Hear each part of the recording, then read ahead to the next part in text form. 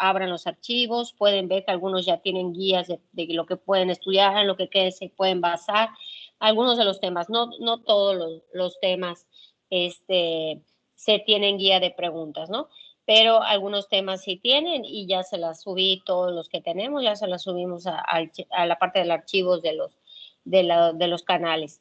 Por otro lado, pues las recomendaciones de siempre, pues tratan de participar. La única manera que nosotros sabemos de ustedes es su participación, aunque sean tonterías, necedades, lo que ustedes quieran, pueden participar con todo lo que hayan leído, lo que es la única manera que tenemos nosotros para saber que están allí y para saber que están aprovechando esto. Por otro lado, la bibliografía que nosotros aceptamos son cualquier libro que esté pues documentado, certificado, tales como el Harrison, el Farreras, Guyton, estamos el Tintinali obviamente. Nosotros vamos a revisar para la parte de lo que es trauma, la TLS, para la parte de arritmias y algo de síndromes coronarios, nos podemos basar en el ACLS, las guías de la AJA. Y también pues con el tiempo pues vamos a ir viendo de una vez si pueden conseguir por cada más o menos 4 o 5 personas alguna gasometría para que sea de utilidad, pues eso los va a servir para alguna clase posterior. Y también lo que son los manuales, tanto el Washington como el Subirán, y eso nosotros los pueden utilizar para la clase, para su exposición si ustedes quieren, pero no sirven para la hora del retro ni nada de eso. Se los aclaro porque esos son manuales, ¿verdad? Entonces, como les acabo de decir, lo que nosotros estamos haciendo son bibliografía oficial. Hasta el momento tienen alguna duda, pueden levantar la mano, así como le hizo Rodrigo, eso está totalmente permitido. Y como les dije hace un momento, yo casi todo el tiempo tengo abierto el chat, para que ustedes quede claro. Adelante, Vicente. Buenos días, doctora. ¿Los artículos cómo los toman en retro? No los tomamos en cuenta, Vicente. Okay. Para Gracias. la retro no, lo pueden utilizar por nada, para la presentación, para algo nuevo, para alguna pregunta, algo que hayan revisado últimamente, pues puede servir. ¿Alguna otra pregunta? ¿Alguna duda? Les recuerdo también que la clase del módulo es de cirugía urgencias, no hablamos nunca de niños ni de embarazadas. También no es de medicina interna, ¿verdad? Hay muchos temas que sí tienen que ver con medicina interna, pero vamos a tratar de aterrizarlo en la parte o desde el punto de vista de urgencias. Y si no tienen otra pregunta, de todas maneras, si quieren alguien levantar la mano, lo puede hacer. Voy a empezar con con repartición de los temas. Los temas los voy a repartir, pero por ejemplo voy a decir uno y cuando digo uno es uno tanto del doctor Giovanni como de mío, ¿no?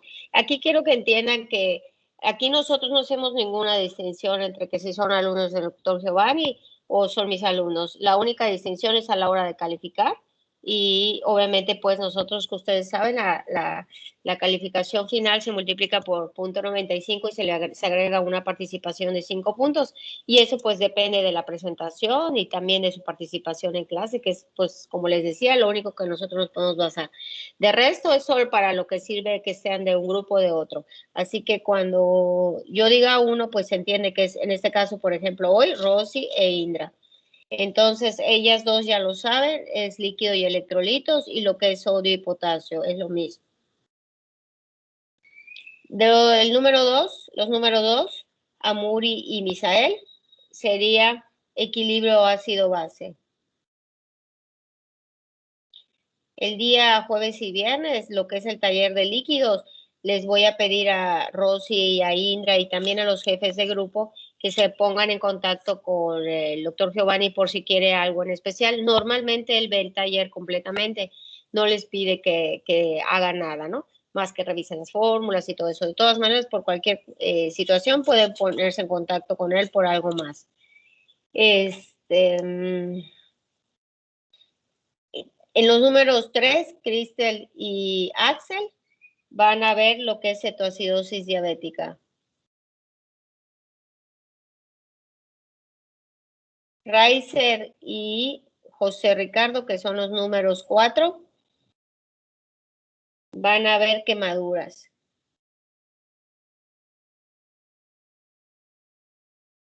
Los números 5, que son Elías y... pues creo que hay uno que ya no está. Elías, a ver, voy a esperar un momentito.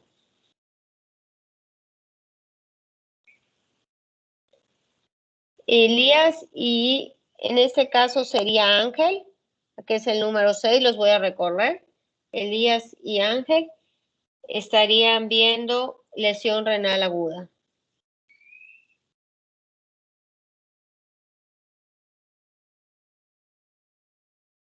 Dami y Ulises estarían viendo hiperplasia prostática y litiasis renal.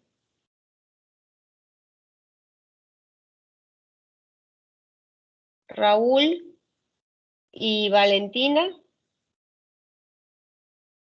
estarían hablando del choque distributivo. Aquí nosotros nos vamos a enfocar, pues el choque distributivo incluye al choque séptico, al choque anafiláctico y al choque medular.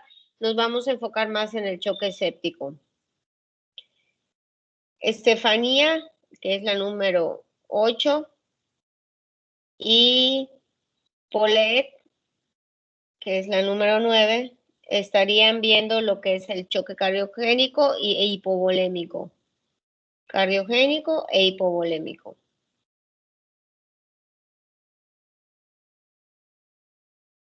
En esos, por ejemplo, que incluye 2 temas, pues se pueden dividir cada quien hablar con cada una de uno. Palmira y Belén. Palmira y Belén estarían hablando de lo que es pancreatitis aguda. Diana y Misael estarían hablando de lo que es hemorragia de tubo digestivo alto.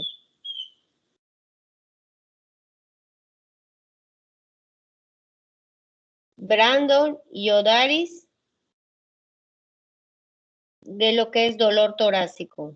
Es el abordaje del dolor torácico. Si tienen también, por ejemplo, alguna pregunta o algo de qué es lo que se debe abordar en cada tema, por ejemplo, hay algunos temas que el programa de ustedes lo especifica bien lo que se va a abordar. En el caso, por ejemplo, de dolor torácico, solo se aborda por secciones, por ejemplo, respiratorios, cardiovasculares, el dolor de origen cardiovascular, o puede ser cardiogénico, sino cardiogénicos, el abordaje y hablar en generalidades, no específicamente de todo de cada dolor, ¿no? El siguiente es Jaime y Rodrigo, que van a hablar de insuficiencia respiratoria aguda. Este es un tema un poco largo. En la insuficiencia respiratoria aguda, además de hablar de los 4 mecanismos de la insuficiencia respiratoria aguda y de los 4 tipos de insuficiencia respiratoria aguda, son 4 tipos y 4 mecanismos. Además, van a tener que abordar algo de lo que son el manejo agudo del asma según el GINA y el manejo agudo del EPOC según la guía del GOL. Entonces, y también hablar un poquito de lo que es los dispositivos de alto y bajo flujo. A ver, seguimos con Andrés y Andrés es el 13 y Laura. Andrés y Laura van a hablar un tema largo, ¿verdad? Generalmente nosotros hablamos un poco, es que son los síndromes coronarios agudos. Los síndromes coronarios agudos incluyen lo que es la angina inestable, el infarto con elevación y sin elevación del ST, la muerte súbita. En este punto nosotros generalmente damos previamente a lo que son los síndromes coronarios agudos un pequeño taller de electro para que ustedes estén familiarizados antes de hablar de los síndromes coronarios agudos. Vicente y Mari Jesús van a hablar de insuficiencia cardíaca congestiva. Aquí vale la pena que ustedes vayan recabando un electro, una placa, ¿verdad?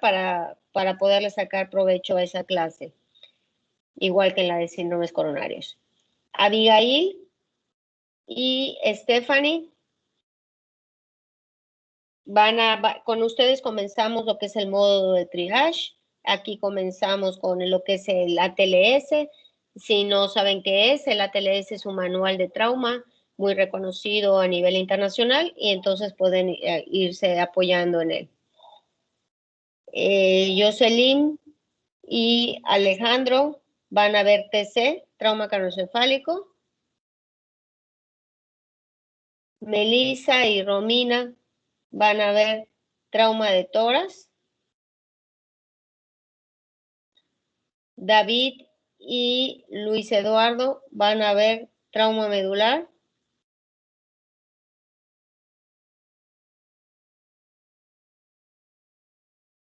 Rodrigo y Saúl van a ver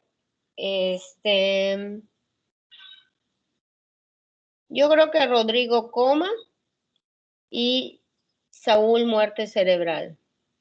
En el muerte cerebral algo muy sencillo, son las partes de la clínica, hablar un poquito de los reflejos de tallo, todo eso, las pruebas de apnea, la atropina y también algo de la legislación. Algo les puse a eso en el canal de donde dice coma y muerte cerebral, algo sencillo. Creo que ya se acabaron los del otro grupo. Y aquí me queda Janet, que va a hablar de cuerpos extraños de vía respiratoria y digestiva.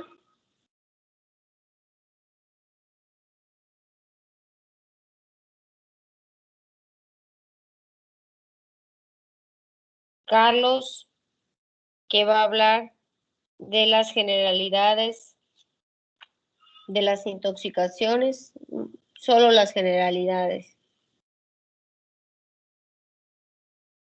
Lo que es el carbono activado, algunos antídotos, etc. En la segunda vuelta le voy a pedir nuevamente a los números 1 que preparen accidente ofídico, la mordedura de serpiente.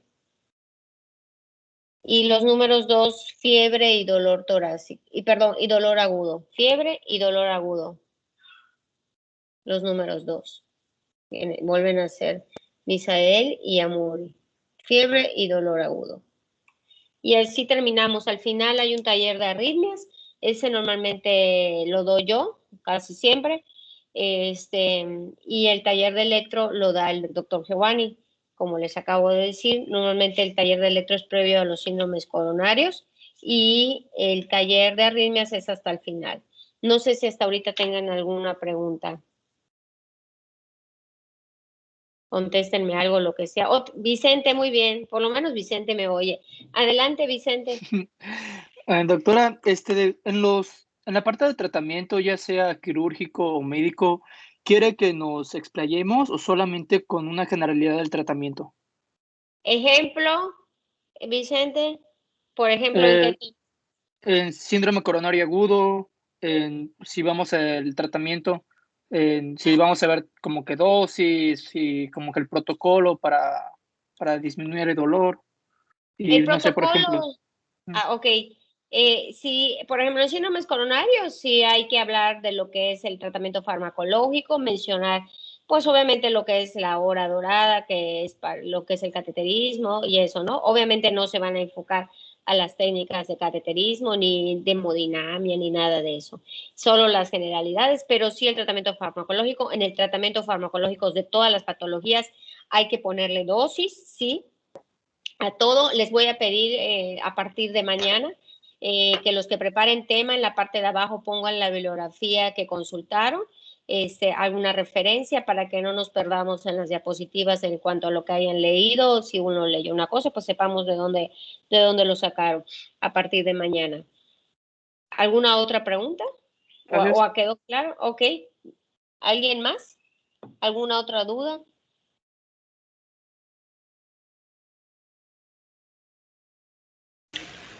Doctora, en caso de que tengamos... Perdón. Para eso levantan la mano, niños. A ver, Rodrigo. En caso de que tengamos alguna duda con el tema, ¿podríamos mandarle un WhatsApp? Sí, claro. Sí, claro. De todas maneras, yo casi siempre, un poco antes de cada tema, les vuelvo a decir para que todos sepan de lo que vamos a hablar en el siguiente tema. Casi siempre lo hacemos así, para que, bueno, sepamos qué puntos abordar. Y como les dije, revisen sus canales, ya están todos, y algunos de ellos pues ya hasta tienen guía de lo que se debe abordar en cada tema. ¿Alguien más que levante su mano? Ahora nadie quiere hablar. Adelante, Riser o Racer, ¿cómo se dice? Una pregunta, ¿en dónde? En mi caso me hizo Riser o Racer. Adelante. ¿En dónde podemos encontrar Riser, te oigo como en China. ¿Puedes hablar un poco más fuerte? Sí, no sé si ya se me escucha. Ya, perfectamente. Ahí está. La duda que tengo es que ¿dónde podemos encontrar los temas calendarizados? Lo que pasa es que acabo de entrar a la sesión. Bueno, les decía que no está calendarizado todo, está a seguir. Por semana generalmente lo hacemos. Al doctor Giovanni le gusta hacerlo. Yo les digo lo que vamos a ver mañana. En este caso, por esta ocasión, Rodrigo lo hizo y posiblemente se lo podamos seguir mandando él o a Luis para que lo anoten en la agenda, ¿no? Pero casi todos los temas son a seguir y van a darse cuenta que eventualmente no terminamos en un horario todo lo que íbamos a ver, pero normalmente nosotros lo acomodamos. En todos los canales, así como que calendarizado, todo no está. ¿Riser o Racer? No me contestaste eso, Riser. Es Riser, doctora. Ok, muy bien. Entonces, Riser, ¿ya sí me expliqué? Sí, perfecto. Gracias. Ok, de nada. ¿Alguien más? Creo que no.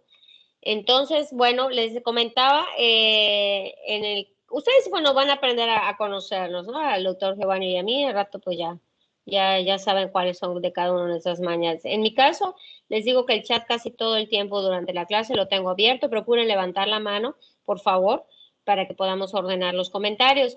Y si de todas maneras prefieren hacerlos en el chat, también se puede, aunque a mí también me gusta oír sus voces. Adelante, Indra, creo que tú vas a comenzar. Buenas tardes, doctora. Buenas tardes, Indra. Yo, Rosy, voy a comenzar. Muy bien. Sí, eso es otra cosa. Yo pues no los conozco, menos sus voces. Entonces, a menos que hablen cada clase, yo puedo reconocer la voz y no me tienen que decir quién son.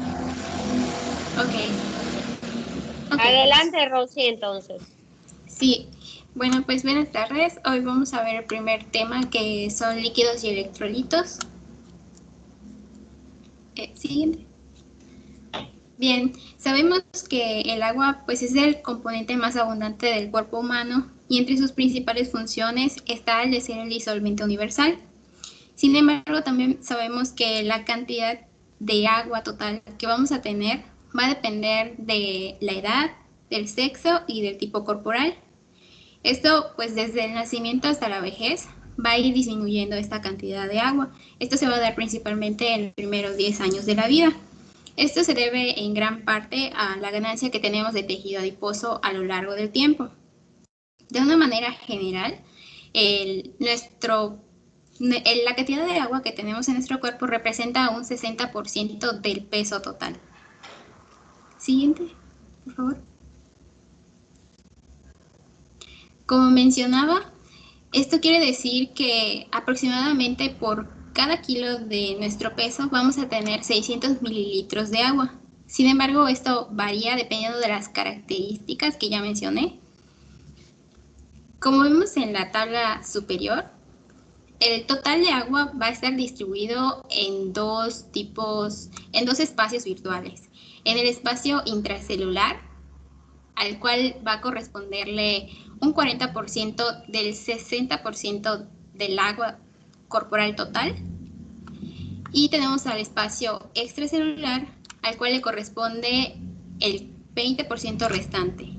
Este a su vez va a estar compuesto por el líquido intersticial, o también llamado extravascular, que está compuesto por el 15% del líquido extracelular total, y también está compuesto por el líquido intravascular o plasmático, que representa el 5% restante. Siguiente, por favor. De una manera un poco más específica, sabemos que el líquido extracelular es aquel que se encuentra fuera de las células. Este representa casi un 40% del agua total. Este va a estar compuesto por el líquido intersticial, por el plasma y una pequeña parte del líquido transcelular, que es aquel compuesto por líquido sinovial, por el peritoneal, por el cefalorraquídeo y por el pericárdico. La principal diferencia entre el líquido intersticial y el plasma es la concentración de proteínas. Va a haber una mayor concentración en el plasma. Esto se debe principalmente a que los capilares tienen una permeabilidad mucho más baja del paso de estas proteínas hacia este espacio intersticial.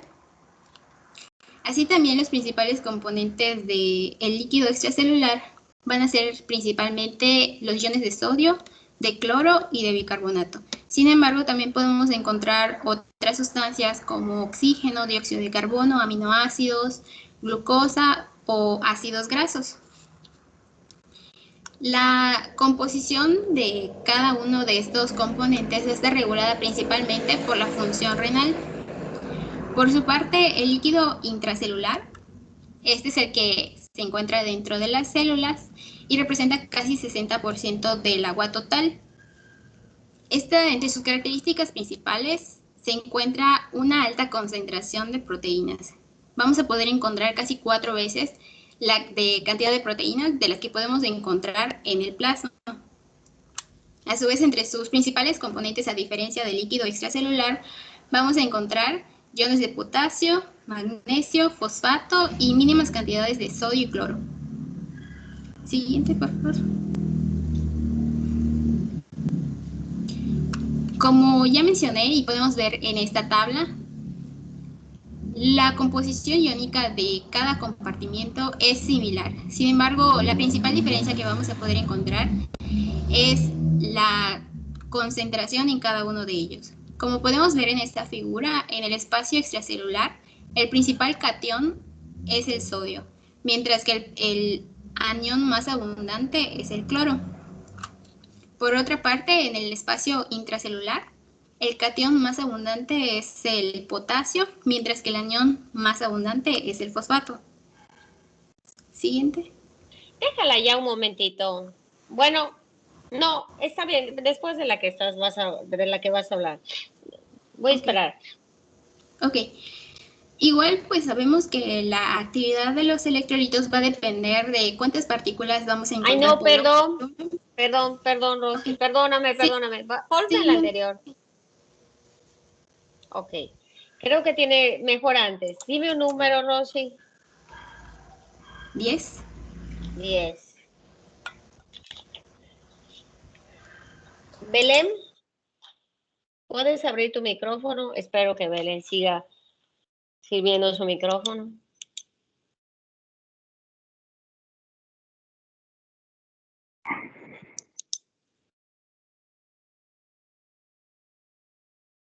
Belén, ¿me oyes? No soy Belén, doctora, pero me dijo que podía tener algún problema de conexión porque estaba fallando el internet en Valladolid. Me dijo que si le hablaban y no contestaba, es que probablemente se le cayó el internet. Muy bien. Entonces le voy a preguntar por el... bueno, pero ya ni en el chat. O sea, no sirve su micrófono, o sea, no sirve el chat. Muy bien. Bueno, esa excusa no les va a fallar en todo este curso. Diana. Aquí estoy, doctora. Muy bien. Diana, ¿es lo mismo un milimol que un miliequivalente? No precisamente. Ok. Eso depende de la última capa de valencia de estos iones, porque en el caso de los que son monovalentes, como el sodio, sí podría ser equivalente, pero en el caso de divalentes no se aplica esta misma equivalencia. ¿Nos puedes poner otro ejemplo? Por ejemplo, en cuáles sí, en cuáles no. Está muy bien lo que acabas de contestar, Diana. Muy bien.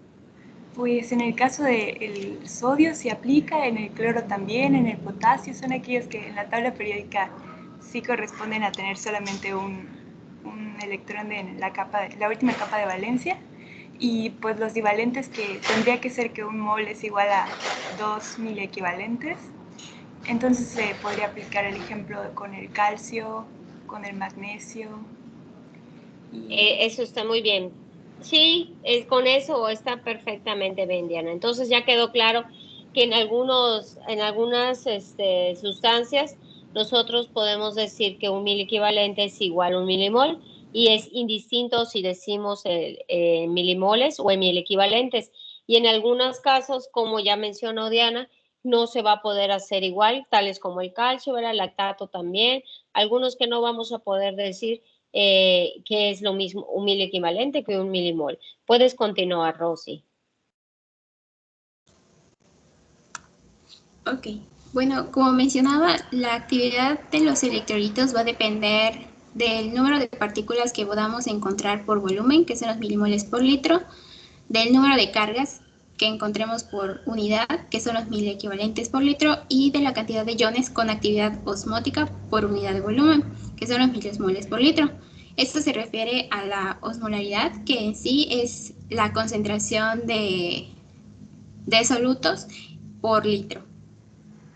Cuando en una solución se encuentra una concentración mayor de soluto que de agua, esta se considera que es hiperosmolar. Esto normalmente rebasa los 310 miliosmoles. Sin embargo, cuando existe una menor cantidad de soluto, pero mayor cantidad de agua, se considera que es hipoosmolar, que en su caso son menor de 290 miliosmoles. Siguiente.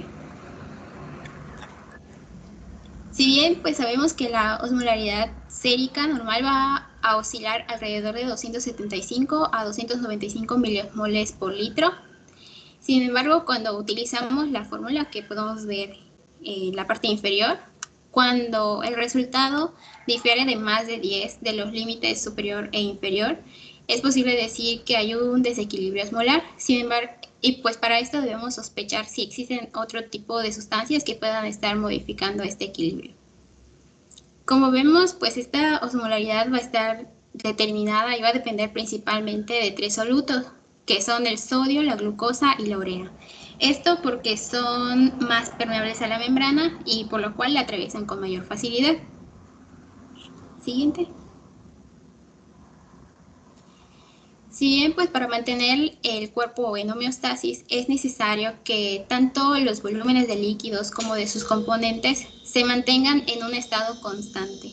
Para esto es necesario que tanto la ingesta como la excreción de los líquidos se mantengan en un equilibrio, ya que si la excreción es mayor que nuestra ingesta, se puede producir una hipovolemia y en casos más graves llegar hasta una deshidratación, o por el contrario, si la ingesta es mayor que la excreción, conduzca a una hipervolemia y hasta en caso un edema.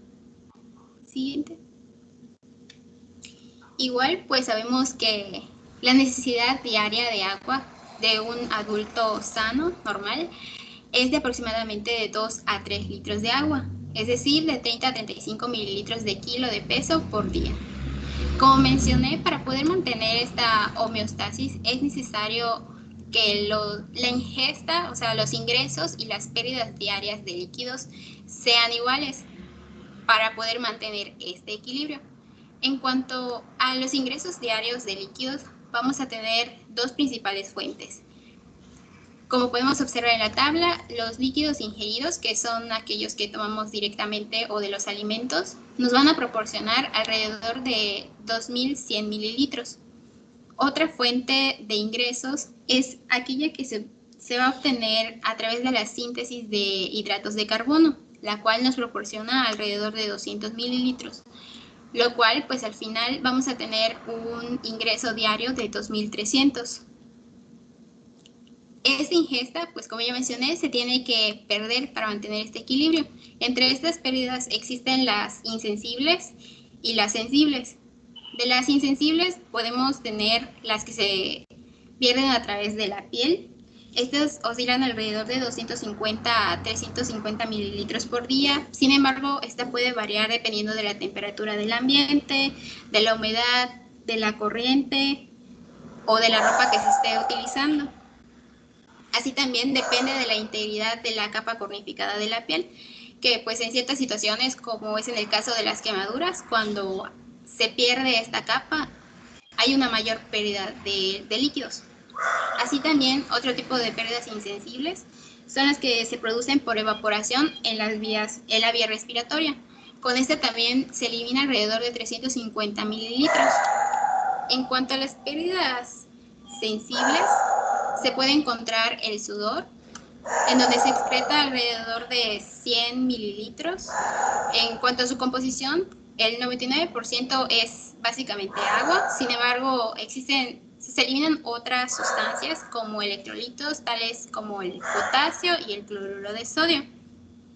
En cuanto a esta cantidad, pues igual puede variar dependiendo de la actividad que se esté realizando o del clima. En cuanto a las pérdidas en las heces, igual oscila alrededor de los 100 mililitros, y a través de la orina es la vía a través de la cual hay una mayor pérdida de estos líquidos, que es alrededor de 1,4 litros. De modo que al realizar la suma de las pérdidas, vamos a tener alrededor de 2,3 litros, que es igual a nuestros ingresos. Como ya mencioné, las necesidades diarias del cuerpo en cuanto a la cantidad de agua va a ser de 2 a 3 litros. Sin embargo, en cuanto a electrolitos, el sodio necesario es de 1 a 2 miliequivalentes por kilo por día.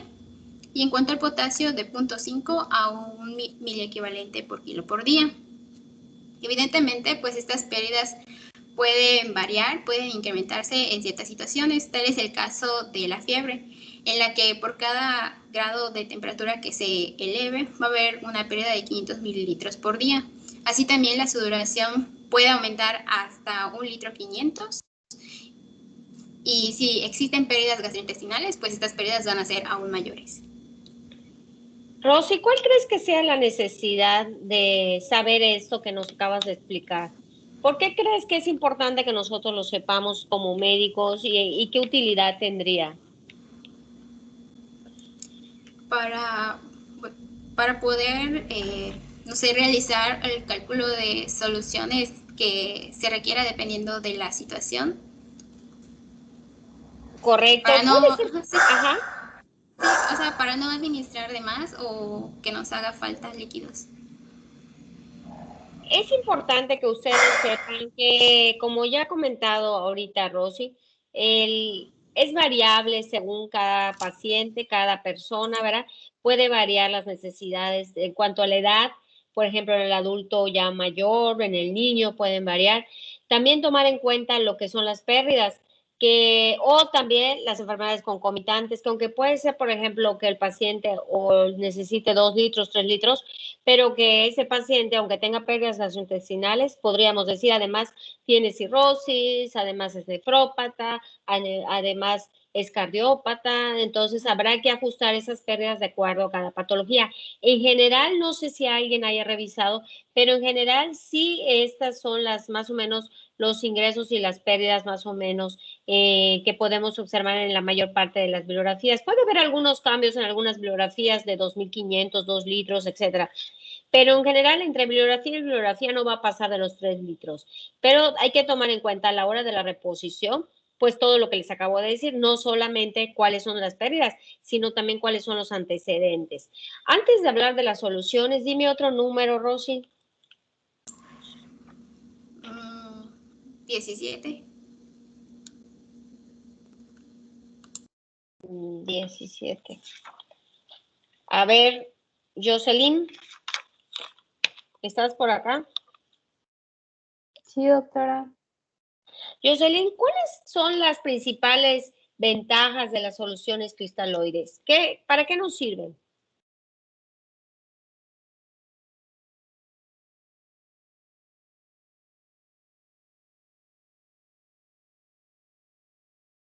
Jocelyn. Ok. Sí, pues Escucho. son para terapia intravenosa y pues por lo que sé,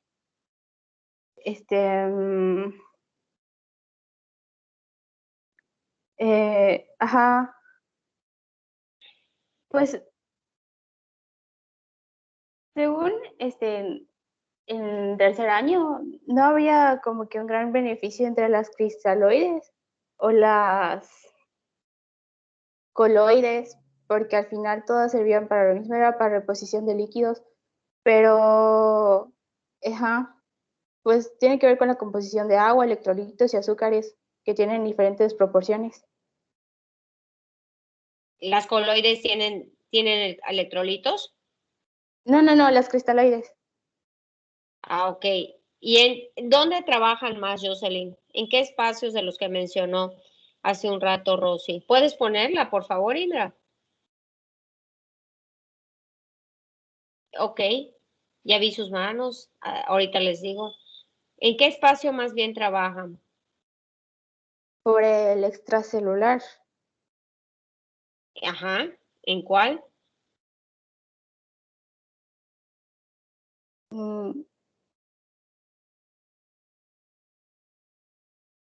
¿Sería el plasmático? ¿Por plasma? En el plasma. ¿Qué otro nombre tiene, Jocelyn?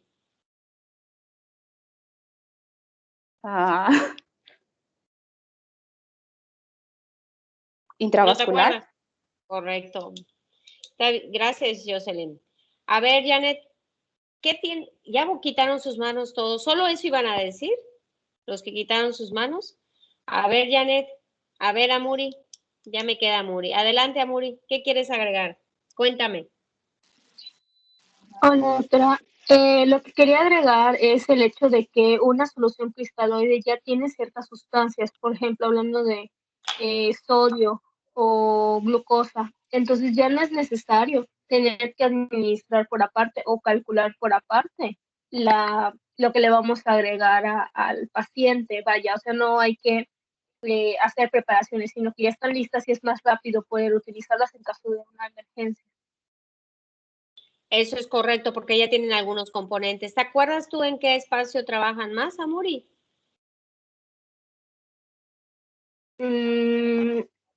Bueno, según yo, cuando se administran, pues están dentro del espacio intravascular, pero pues sería en el espacio intracelular y ya dependiendo de cuáles sean las necesidades del paciente, estarían entrando o saliendo al espacio intracelular, ¿no?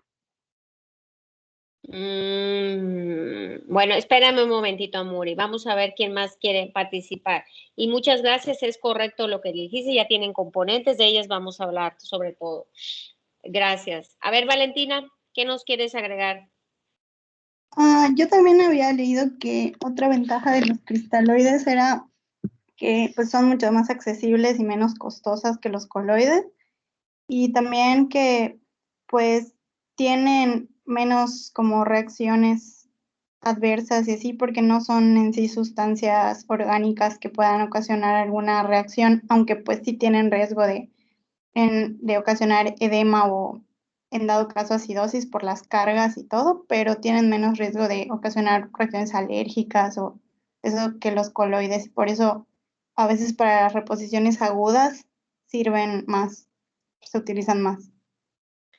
Es correcto, son baratas, son de fácil acceso, es correcto, Valentina, es correcto. Ahorita vamos a seguir hablando de ellas. Vicente, adelante. ¿Qué más vas a agregar? Las soluciones cristaloides, como tienen electrolitos, nos van a servir para corregir los defectos de estos mismos. Además, a diferencia de los coloides, se distribuyen mucho mejor en el espacio intracelular, por lo que en casos de deshidratación nos sirven más las cristaloides. Ok. Ahorita vamos a hablar un poquito de esto de los espacios. Muy bien, Vicente. Elías. Bueno, básicamente era lo mismo y nada más decir que por lo que leí, yo entendí que depende de la concentración en la que esté nuestra solución cristaloide, va a ser la rapidez con la que va a poder traspasar la membrana y va a poder pasar de un espacio a otro del intravascular hacia el intersticial y posteriormente al intracelular. Correcto. Y si yo, antes de que te vayas, ¿dónde dirías tú que trabajan más? Pues sería, o sea, a menor concentración de espacio, solutos, digamos? sería Ajá. extracelular. Extracelular, correcto. A ver, Rodrigo, gracias, Elías. Bueno, yo tengo entendido que estas soluciones sirven más que nada para, o sea, trabajan más en el espacio intersticial. Había leído que no permanecen mucho tiempo en el espacio intravascular y esto es porque los solutos que contienen pues pueden pasar a través de las membranas capilares. ¿Cuánto tiempo permanecen, Rodrigo? Más o menos. Es lo que no recuerdo bien. Bueno, si mal recuerdo, como entre 15 y 30 minutos. Más o menos. No estoy seguro. Sí, es correcto, es correcto. Ahorita lo vamos a ir aclarando. Adelante, Janet. Igual dependiendo de esas soluciones, dependiendo de la concentración de sodio, pueden ser hiper o hipo. Y solo sirven sirven para expandir volumen y para aportar energía. Eso también es cierto, porque dependiendo de la solución, es correcto, Janet, es correcto. Unas van a aportar electrolitos, otras van a aportar energía, es muy cierto eso. Dami. Pues iba a comentar lo que dijo Fabi, de que pues según la concentración igual, por ejemplo, de glucosa es el aporte de energía que pueden proporcionar. En este caso, Dami, por ejemplo, ¿qué solución, por ejemplo, dices que da energía? Por ejemplo, ponme un ejemplo. Pues leí que las soluciones glucosadas de 20 y de 40% son las que cuando se necesita dar un aporte de energía son las que se utilizan. ¿Y cuáles crees que existen en el hospital, Dami? No estoy segura. Dami, necesito sacar mi bate entonces para pegarte. Un ejemplo, ¿tú cuál crees? Pues no sé, creo que la de 40. No, Dami. Ay, qué barbaridad. Si te viera, Dami, ya te hubiera pegado. Muy bien, pero muy cierto también. ¿Romina? Sí, doctora. Lo que le preguntó a Dami. O lo que tú quieras. Bueno, pues no, yo había, pues para completar lo que han hecho mis compañeros, igual que pues son, las moléculas que pasan pues son de muy bajo peso molecular, por lo tanto, pues debido a su composición, el otro nombre con el que se le conocen son las soluciones balanceadas. Tienen un pH menos ácido, pues esto, debido a sus concentraciones de sodio y cloro, ya que se parecen más al plasma. Eso es correcto, ¿no? Eso es muy cierto, Romina. Son las famosísimas soluciones balanceadas, es cierto también. ¿Cuáles serían sus desventajas? ¿Cuál se te ocurriría que fueras una desventaja? Pues la verdad no. No, bueno, no se me bueno, se lo voy a preguntar a Rosy antes de que continuemos algo para que quede claro. Elías, adelante. Bueno, yo he leído, doctora, que, por ejemplo, creo que era, no me acuerdo si era, creo que la de solución salina al 3%, e incluso creo que la del al 0.9%, si nos pasábamos como contienen cloro, podíamos ocasionar una acidosis hiperclorémica. Eso podría ser una... Es cierto. ¿Una desventaja? Claro que sí, una desventaja porque nos podemos pasar y sobre todo la solución salina, que es la que contiene el cloro en mayor cantidad, correcto, una acidosis hiperclorémica. Vianey, vi primero Elías. A ver, Elías es el que habla ahorita, ¿no, verdad? ¿O sí? Ya me perdí. A ver, voy a volver a abrir el chat. A ver, tú hablaste. A ver, Vianey. Buenas tardes, doctora.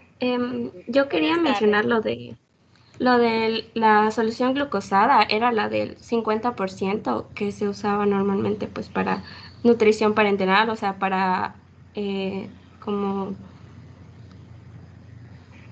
no de mantenimiento, sino para la nutrición de los pacientes que pues no pueden ingerir alimentos como de manera parenteral, y es la de glucosa al 50% en sus diferentes presentaciones. Eso es un poquito, a ver, Vianey, ¿de cuánto es la presentación de la solución glucosada al 50%? Tengo entendido que la que más se usa es la de 50 mililitros. ¿De 100 o de 50? Es de 50, correcto, muy bien. ¿Cuántos gramos tiene? Pues se supone que son como es 50%, pues sería 50 gramos por cada 100. Correcto. Y si es de 50, ¿cuántos gramos tiene? 25.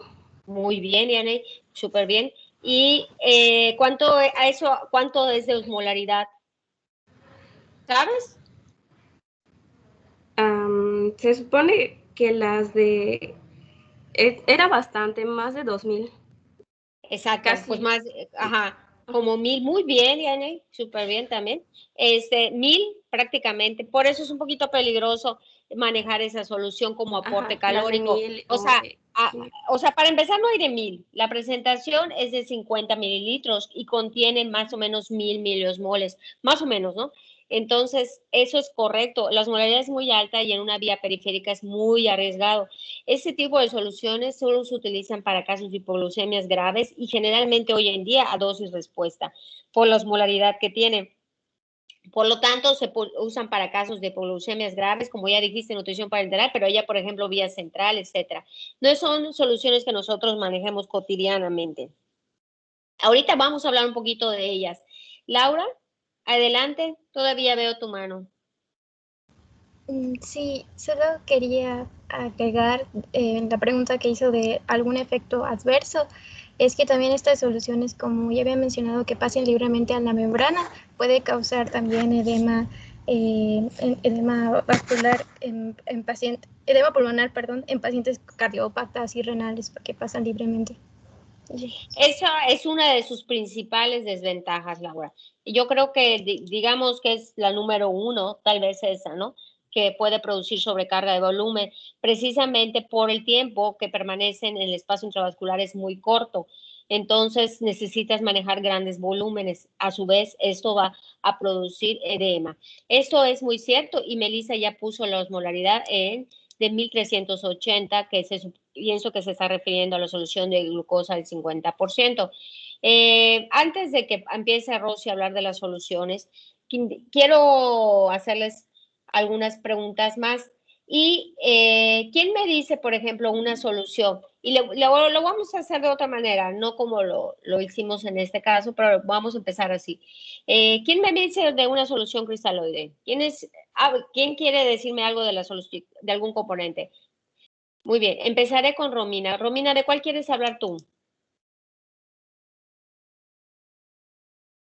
La que tú quieras.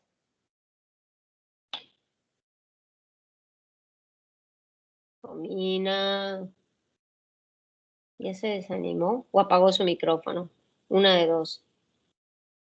No, perdón, tenía apagado el micrófono. Sí, eso siempre les pasa. Ok. La del Ringer lactato. Bueno, espérame, Romina, eso es lo que vamos a hacer ahora. Romina, para empezar, te voy a hacer una pregunta sencilla y luego te voy a pedir que en el chat la desgloses. O sea, los componentes que perfecto. tienen, su osmolaridad, su pH y, por ejemplo, un uso. ¿De acuerdo? Pero antes de que hagas eso, te voy a pedir, Romina, que me digas por qué se llama rinca y lactato. Porque contiene el lactato a diferencia de las otras, por ejemplo, si es simple o la que contiene el acetato, por ejemplo. Correcto. Esta del rinca y lactato, ¿cómo se conoce en el bajo mundo hospitalario? No, eso sí no lo desconozco. Fácil. Uy, ¿saben qué pasa? Que ustedes son ahora son alumnos del COVID. Catman? Ya no van al hospital. Claro, también te voy a pegar, Romina. Claro, es la Perdón. de Harman. Sí, exactamente. Y es la más balanceada, digamos. Romina, ¿en qué se va a transformar el lactato al entrar? ¿Cómo? Perdón, no lo escuché. ¿En qué se transforma el lactato?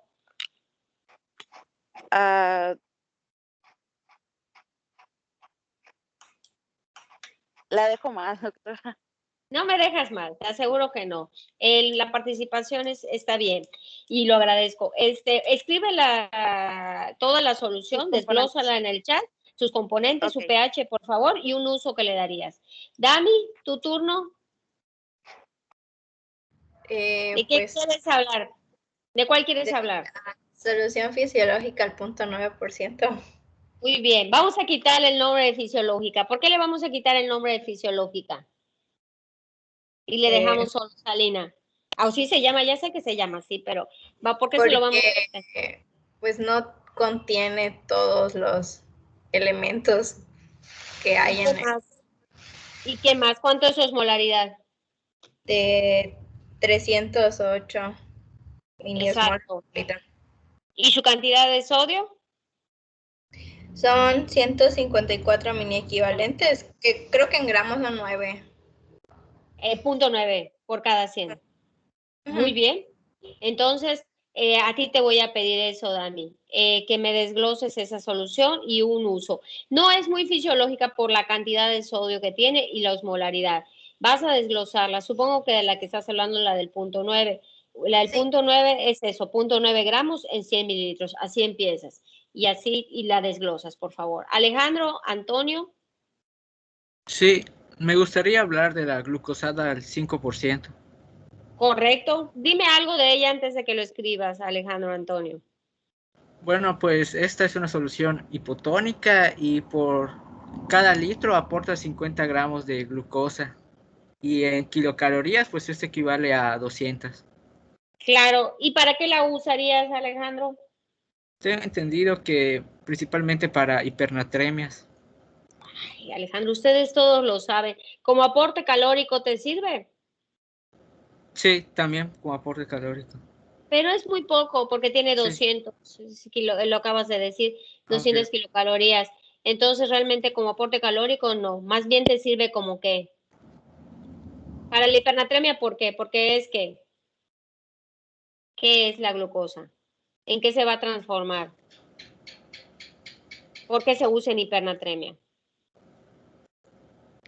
Chispas, no me acuerdo, doctor.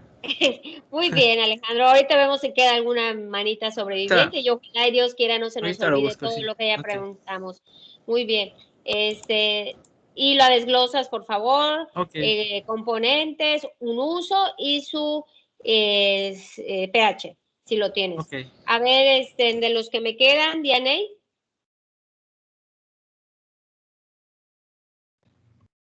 Yo quería ver la solución salina al 45. ¿Al cuál? No te oí. Al punto 45. Al punto 45. Muy bien. Entiendo ¿Esa para qué la podemos entiendo utilizar, Dianey? Es para deshidrataciones hipertónicas. Muy bien, Diana. Esta, tengo entendido que no, o sea, esta se tiene que preparar porque no, o sea, no hay específicamente en esta y se prepara con la del punto 9 que se disuelve con agua inyectable, como que mitad y mitad para que pues sea el punto 45. Es perfecto, Diana, es correcto. Y es muy cierto, se diluye. En México no existe el punto 45, pero se prepara y el uso está perfecto. La vas a desglosar junto con su pH. Rodrigo. Yo quería, bueno, tratar de responder lo que le preguntó a mi compañero Alejandro sobre la glucosa 5%. Escucho. Bueno, tengo entendido. Oye, Rodrigo, ¿estás en medio de la calle o qué? Dime dónde estás. Rodrigo, dime dónde estás. Sí, perdón, estoy en la sala. Para la próxima creo que me voy a ir a mi cuarto, lo siento. No, lo siento, no. Ahí a veces oímos gallos, a veces escuchamos perros. Ok, adelante. Bueno, tengo entendido que, bueno, obviamente la cantidad de glucosa pues es muy poquita, ¿no? Como para utilizarla con fines nutritivos. Entonces, generalmente se utilizan en soluciones de mantenimiento y pues se da en hipernatremia porque da estas soluciones como meter prácticamente agua destilada, ¿no? Sirve para diluir los solutos del organismo. Es muy cierto y es perfecto también, Rodrigo. Una pregunta, ¿te acuerdas en qué se transforma la glucosa? No importa que digamos los carros, no importa. No estoy seguro si creo que hasta mi compañera lo mencionó, de que en agua metabólica. El agua sí es el producto final. Estoy bien, estás bien porque por eso se usa en hipernatremia. Pero un poquito más de cómo llegó a ser agua. ¿No te acuerdas? No, tendría que revisar mi hardware. Al piruvato y eso, ¿no te acuerdas? No. Ok. Esa fue una pregunta de examen hace como unos 10 años, Rodrigo. Ya no. Bueno, ahorita lo voy leyendo en el chat. Laura, adelante, antes de que empecemos otra vez con Rosy. ¿Podría tomar la solución salina del 3%, una hipertónica? A ver, Laura, ese es un camino difícil. Si me vas a poner esa, Laura, que es muy buena o muy popular hoy en día, popular para tratar que Laura, no importa, no les dé pena si oímos allá a todo ¿cuál? Shock hipovolémico, una hipotensión. Bueno, allá tienen sus asegúnes por la concentración. En shock hipovolémico normalmente vamos a tener que manejar primero las de bajo concentración y luego las de alta concentración. Pero un uso más, digamos, más popular hoy en día, ¿te acuerdas? La hiponatremia. Hiponatremia grave, por ejemplo, o trauma craneoencefálico. Allá donde te vas a meter en ese territorio tan difícil que vas a desplazar, me vas a tener que conseguir la presentación en México de la del 3%. Tienes chance porque todavía os voy a empezar a revisar las de los demás. Adelante, Rosy.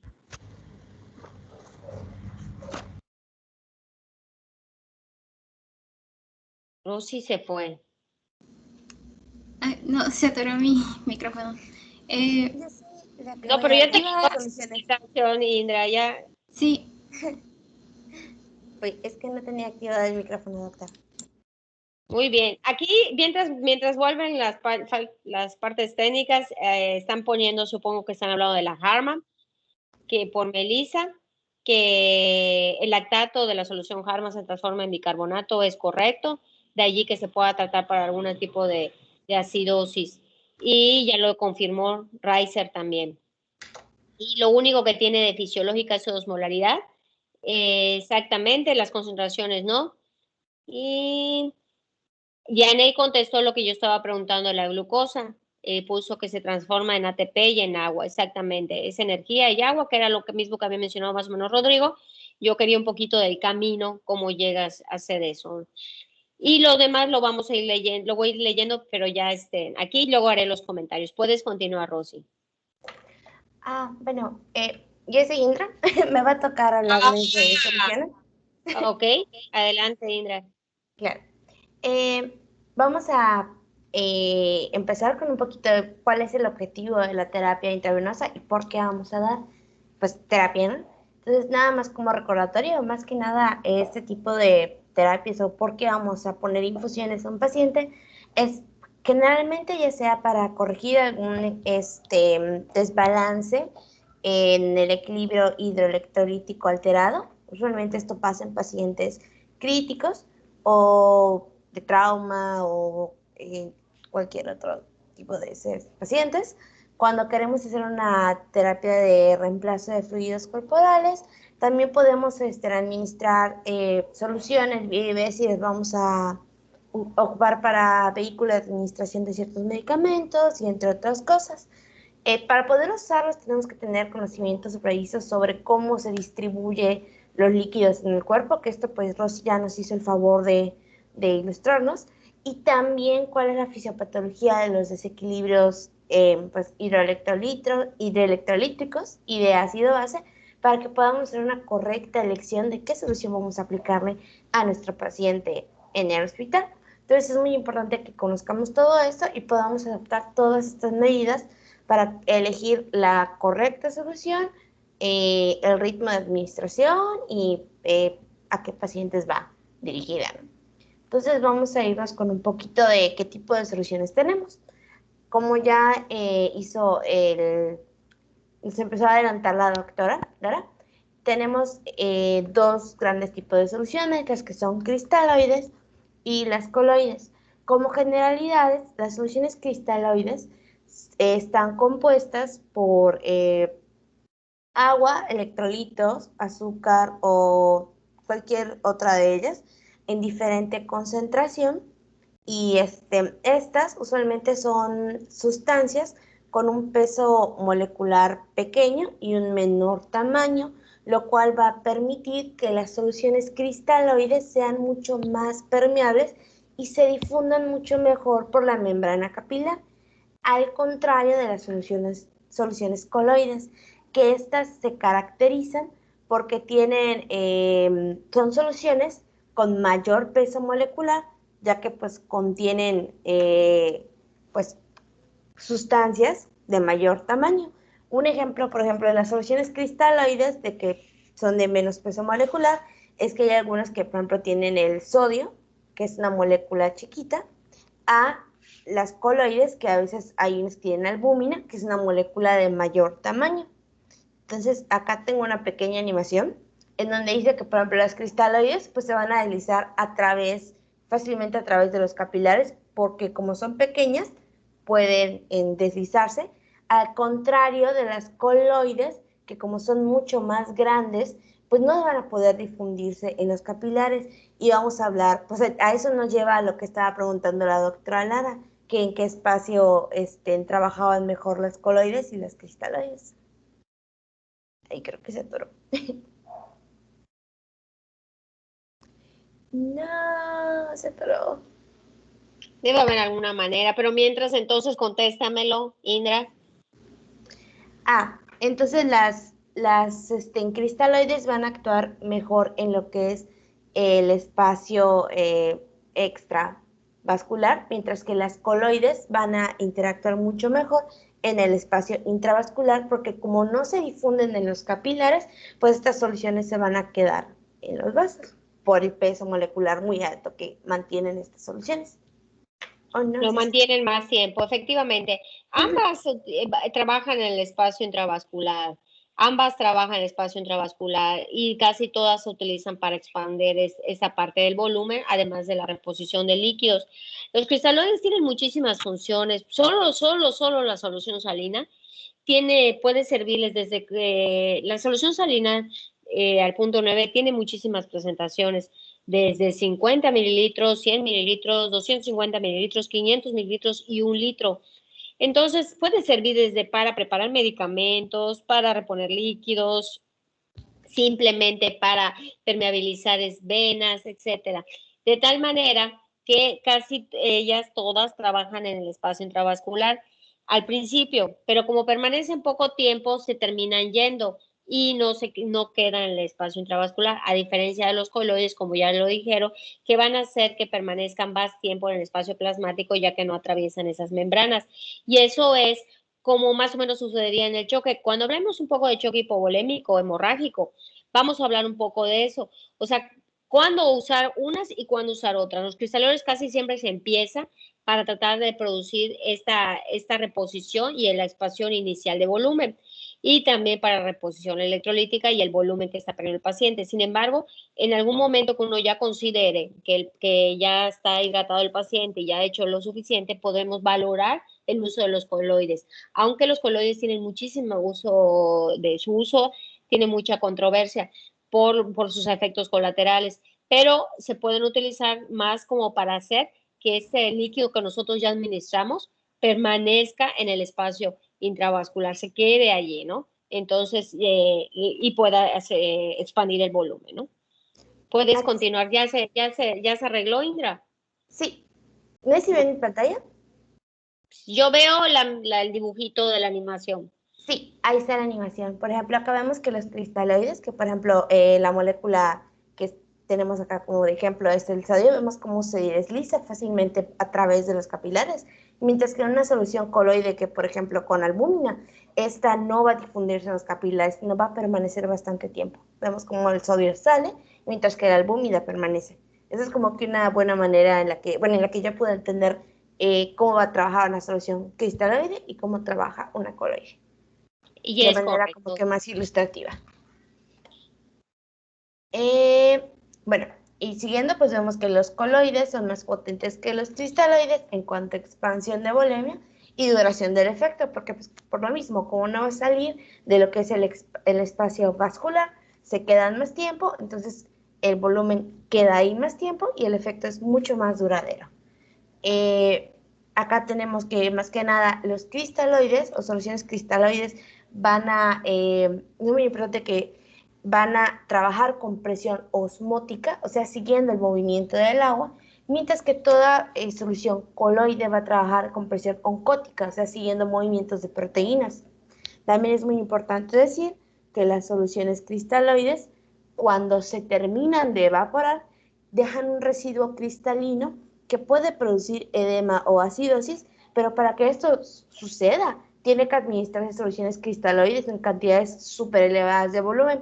De ahí que el nombre pues, de la solución cristaloide pues, sea cristaloide, por el residuo que deja. Mientras que las soluciones coloides, cuando se evaporan, dejan un residuo gomoso, pero su principal desventaja es que estas pueden producir alergia y daño renal, aunque el paciente no tenga enfermedad renal crónica, ni tenga alguna otra, o sea, sea nefrópata conocido.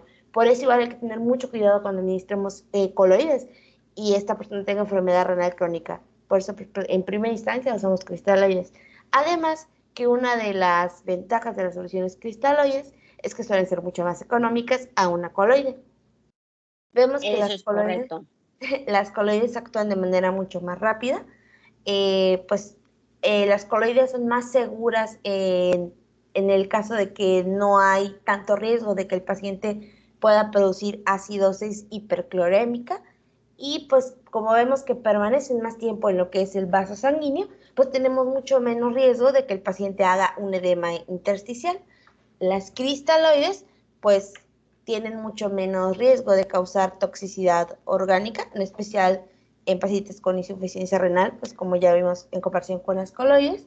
Las cristaloides no alteran ninguna respuesta inmunitaria ni hemostásica, van a estar relacionadas con menos reacciones anafilácticas, entonces es mucho más seguro usar soluciones cristaloides en ese aspecto y pues son más baratas, como ya mencioné. Dentro de las soluciones cristaloides, estas se van importante es que también las cristaloides se les conoce como soluciones verdaderas, ya que los elementos que las componen, ya sea agua, electrolitos, azúcar y todo lo demás, se van a disolver de manera homogénea en toda solución o solvente, y las soluciones cristaloides van a recibir su nombre según la cantidad de soluto que tengan en el agua. Así podemos encontrar soluciones cristaloides hipotónicas, isotónicas, hipertónicas, algunas que son alcalinizantes y otras acidificantes que vamos a usar en determinadas circunstancias, sobre todo cuando veamos equilibrio ácido-base con amur y con misal. Y dentro de las coloides, pues realmente como son más que nada proteínas, solo nos quedan dos caminos, encontrarlas de manera natural o de manera artificial. Y pues después de esto, pues vamos a empezar a hablar un poquito de las soluciones cristaloides, ya más a fondo. Bueno, es importante recordar que el líquido extracelular normalmente tenemos de 280 a 310 miliosmoles sobre litro. Entonces, bueno, este cuadrito al principio lo encontré y sí me gustó, pero luego me hice bolitas. Entonces, me gustó más esto de acá, que es las cristaloides se dividen en hipotónicas. Pues en soluciones hipotónicas tenemos la solución salina a 0.45, que como ya mencionaron mis compañeros, acá en México no la tenemos que preparar disolviendo solución salina con agua. Las isotónicas encontramos solución salina, la Ringer lactato o conocida como Hartmann, y glucosa al 5%. Y como cristaloides hipertónicas tenemos cualquier solución salina arriba del 9%, que pues en este caso tenemos las que son al 3% y al 7.5%, y la glucosa al 10, al 20 y al 30%. En este caso, espérame, no la quites, Indra. Les comento que en algunas bibliografías, y creo que lo mencionaron hace un momento, la solución glucosa del 5% está nombrada como hipotónica en algunas bibliografías porque está en el límite entre las soluciones isotónicas e hipotónicas. ¿Por qué me la quitas, Indra? Espérame. ¿Tienen tiempo o qué? No. Ok.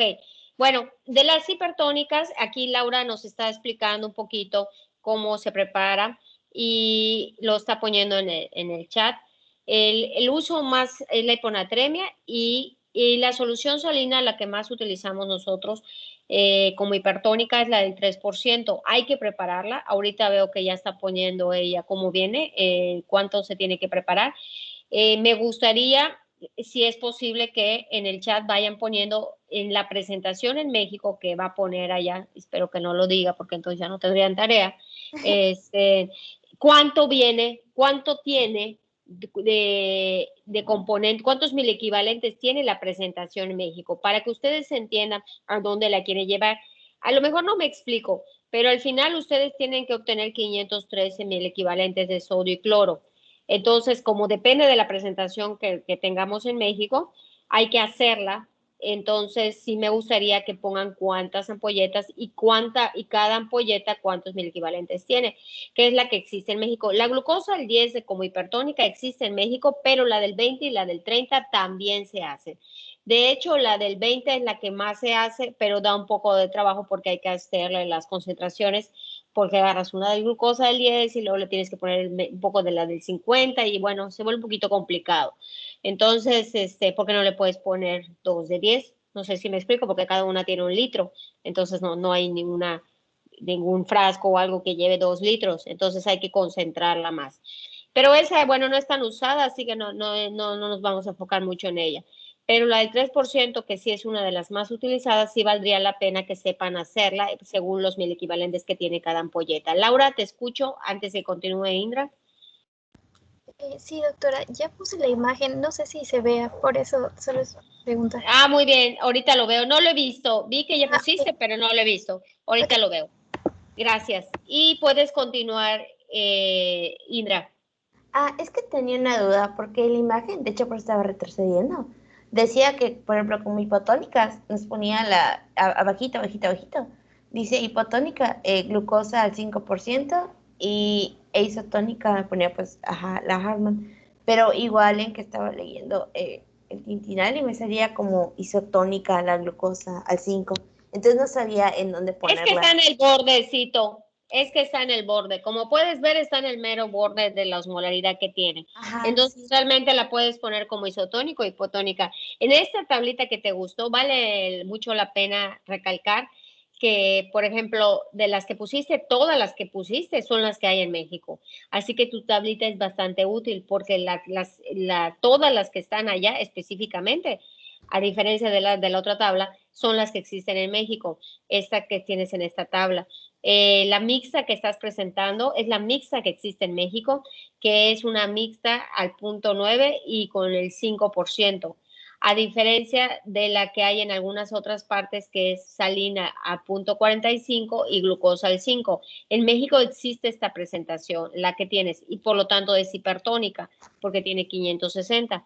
Entonces, esa presentación que tienes en el lado izquierdo es muy útil porque es lo que hay en México. ¿Sí me explico? Ok. Entonces, Muy bien, como una manera como para tenerlo más rápido sería como que hipotónica, glucosa al 5%, isotónica, ringer lactato.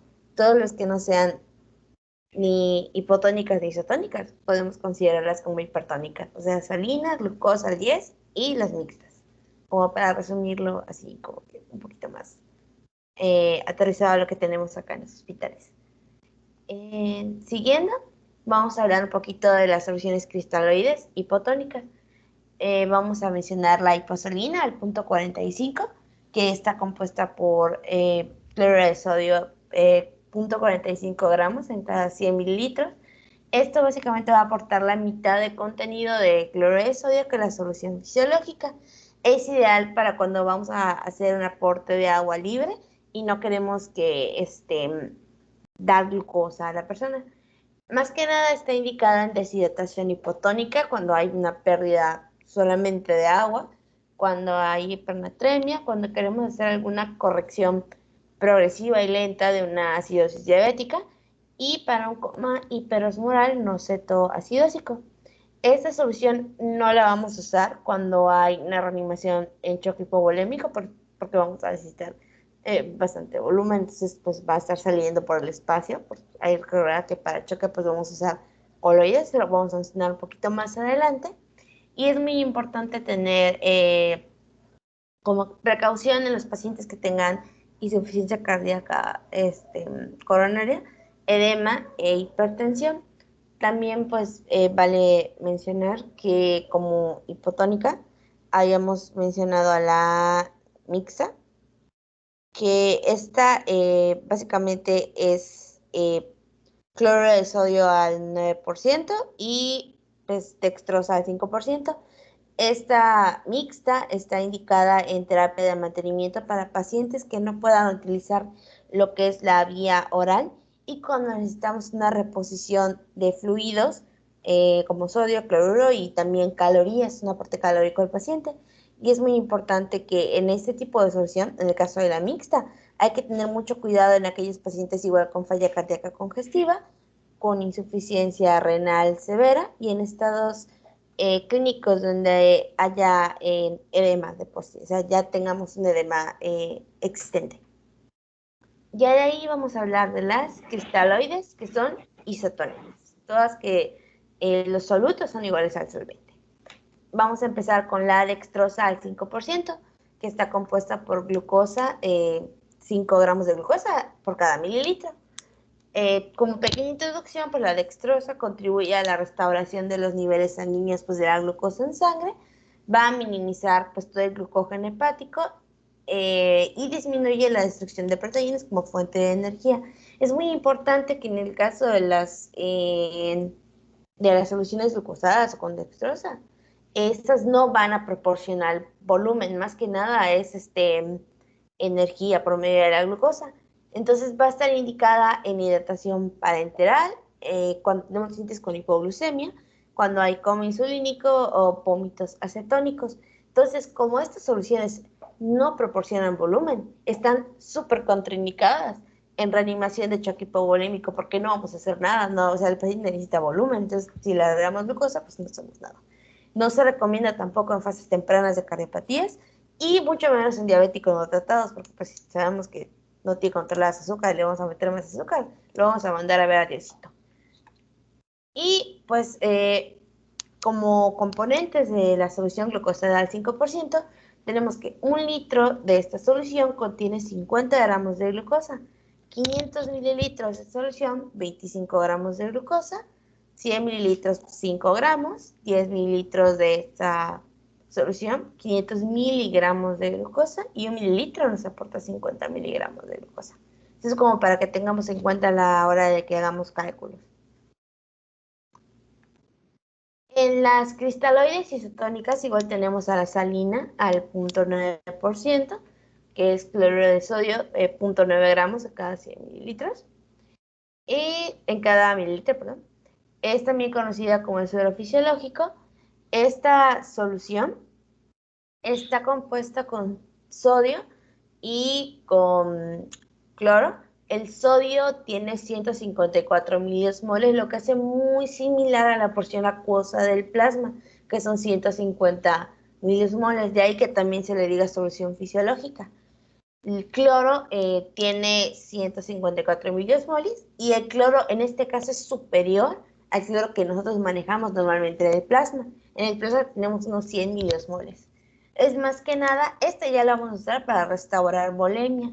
Entonces lo usamos para choque hipovolémico, pero como una segunda opción. Si no nos sirve la primera, que ahorita vamos a mencionar más adelante cuál es. Vamos a usar esta solución cuando hay pacientes con hiponatremia para irrigar quemaduras, porque sabemos que en las quemaduras están perdiendo electrolitos, y también se puede usar para dilución de medicamentos, porque es una manera, al ser el sodio muy similar a la porción acuosa del plasma, podemos hacer que el medicamento no entre tan, bueno, entre como que tan de golpe al organismo y hacer como que entre de manera como que de poquito a poquito, no sé cómo decirlo. Está totalmente contraindicada en pacientes que tengan acidosis hiperclorémica porque tiene bastante cantidad de cloro, vemos que son 154 miliosmoles, entonces súper no vamos a dar esa solución. Es súper riesgoso en pacientes que tengan insuficiencia cardíaca congestiva o edema periférico. Está contraindicado en aquellos pacientes que tengan hipervolemia, porque pues si sabemos que esta va a ir a restaurar la volemia, no queremos darle mucho más volumen a alguien que ya tiene exceso de este. Y también en aquellos pacientes que tengan lesión renal aguda. Igual les pasa como que los componentes del cloruro de sodio, pues según en cuántos litros hay, por ejemplo, en 1 litro tenemos 9 gramos de cloruro de sodio, en 500 tenemos 4.5 gramos de cloruro de sodio, en 100 mililitros tenemos 0.9, en 100 mililitros hay 900 miligramos de cloruro de sodio, en 10 mililitros tenemos 90 miligramos de cloruro de sodio y 1 mililitro de solución fisiológica hay 9 miligramos de cloruro de sodio. Ahora de los miliequivalentes, en 1 litro tenemos 150 miliequivalentes de cloruro y de sodio. En 500 mililitros, que sería la mitad, o sea, 77 miliequivalentes. En 100 mililitros, pues tenemos 15.4 miliequivalentes. Y en 10 mililitros hay 1.54 miliequivalentes de cloruro y de sodio en estas soluciones. En esta que estás mencionando, es importante algo que les decía hace un momento. Esta presentación es de 100, pero les decía, es importante que ustedes sepan, y esta Indra ya les puso ahí específicamente para que lo hagan así como con palitos.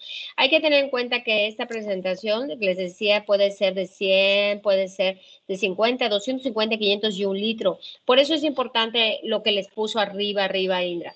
0.9 gramos, 100 mililitros equivale a 15.4 mil equivalentes de sodio y cloro, que está en la figurita que también tiene abajo, y también lo mencionaron en el chat.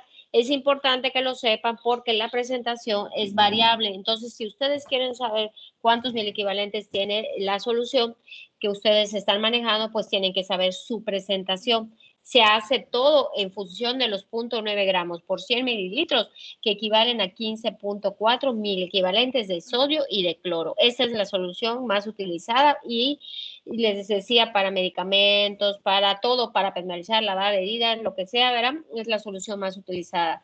Entonces, sí es importante que la conozcan bien y sepan en cómo la pueden manejar. Puedes continuar, Indra. Sí. Ahora, de las isotónicas, igual cristaloides, tenemos a la Ringer lactato o Harman. Esta está compuesta por cloruro de sodio, 600 miligramos, y lactato de sodio, 310 miligramos en cada 100 mililitros. Es la primera opción para restituir volemia en estados de choque hipovolémico, sobre todo para lograr una rápida expansión del líquido intravascular, más que nada por todos los componentes que tiene. Tenemos que, pues, la Ringer lactato, tenemos sodio a 130.000 equivalentes, potasio a 4.000 equivalentes, cloro a 109.000 equivalentes, el lactato, que como bien dijeron, pues es algo que las otras no tienen, a 28.000 equivalentes, y el calcio a 3.000 equivalentes. Entonces está súper indicada en choque hipovolémico, para irrigación de quemaduras también y para deshidrataciones. Es muy importante que esta solución, al contener lactato, puede ser a veces incompatible con algunos medicamentos, por lo que se debe tener mucho cuidado para qué lo vamos a usar. Entonces, preferible cuando vamos a administrar medicamentos usar una fisiológica a una Hartmann. También está contraindicada cuando vayamos a usar conjunto con hemotransfusiones, no hay que usar solución. También está muy restringido en pacientes con hipercalcemia por la cantidad de calcio, los medicamentos de calcio que contiene esta solución. Y también hay que tener mucho cuidado en aquellos pacientes que son hepatópatas, que tienen alcalosis metabólica grave, hipovolemia profunda, choque profundo, insuficiencia cardíaca coronaria, enfermedad renal crónica, porque como contiene lactato, puede ocurrir una acidosis láctica. Entonces vamos a darle la torre a nuestro paciente. Sí, de preferencia solamente para los usos que ya dijiste, ¿no? Y ponerle y tomar en cuenta, pues, que tiene lo que es el lactato, que es el bicarbonato. Entonces, hay que tenerlo en cuenta. Es bastante fisiológica en cuestión de componentes y osmolaridad. Entonces, nada más tener en cuenta para lo que sirve y no darla en otras situaciones. Ahora vamos a hablar un poquito de las hipertónicas. En este caso, pues mencionaba desde la solución salina hipertónica, que es toda aquella que sea, cualquier solución salina superior a 0.9, o sea, cualquiera superior a la fisiológica de 0.9. Entonces, esto es utilizada más que nada en pacientes con trauma, en aquellos que tienen shock hipovolémico, hipotensión, como mencionó la doctora Lara, con la solución salina del 3%, que se usaba, por ejemplo, en pacientes que tengan traumatismo craneoencefálico severo o hiponatremia. Está totalmente contraindicada en acidosis metabólica. También puede causar acidosis hiperclorémica por el alto contenido de sodio y de cloro que contienen estas soluciones. También hay que tener mucho cuidado en pacientes con insuficiencia cardíaca, edema, y pues está contraindicado para restaurar lo que, o sea, cuando nuestro paciente tiene exceso de volumen, porque pues como estamos viendo en la imagen, al ser hipertónica, pues va a entrar a lo que es el espacio intravascular y todo eso. En ese punto, me gustaría también aclararles, como ya lo comentó ahorita también Indra y lo puso en el chat Laura, que sirve para tratar el trauma craneoencefálico severo porque ayuda con la hipertensión intracraneal, que luego lo veremos. Entonces, aquí Laura les puso cómo prepararla. Es correcto como lo puso, pero me gustaría, y le falta todavía ya, poner cuánto tiene una ampolleta. Aquí les puso cómo se hace exactamente, o sea, para que no piensen en nada. Cuántas ampolletas le ponen, si le ponen 3, si le ponen 4, si le ponen 6, eso está bien, pero aquí lo importante es que ustedes sepan la presentación de la ampolleta para que puedan hacer ustedes mismos su presentación. Posiblemente no necesiten que sea, cuando vean el taller de líquidos se van a dar cuenta que el sodio deseado es la fórmula de Androguet, que es la fórmula para llamada de cambios en sodio. Ustedes pueden poner el sodio que deseen. Para llegar a ese sodio deseado, ustedes pueden preparar cualquier solución. No tienen que llevarla a ser del 3%. Simplemente puede ser del 2%, puede ser la del 1.5%, 2%, puede ser la concentración que ustedes quieran. Lo importante es que ustedes sepan que a una solución fisiológica cuántas ampolletas le van a agregar para que la lleven a esa concentración. Y para eso tienen que saber cuánto tiene cada ampolleta de cloruro de sodio al 1.7 gramos o 17%, que es la presentación que les está dando aquí Laura. Para su preparación, que es la que existe. Nada más tienen que saber cuántos miliequivalentes tiene y qué presentación tenemos. Puedes continuar, Indra. Ahora, para cristaloides hipertónicas también tenemos la que es glucosa, cualquiera que sea mayor al 5%. En este caso tenemos que hay glucosa al 10, al 20, al 30 y al 40%.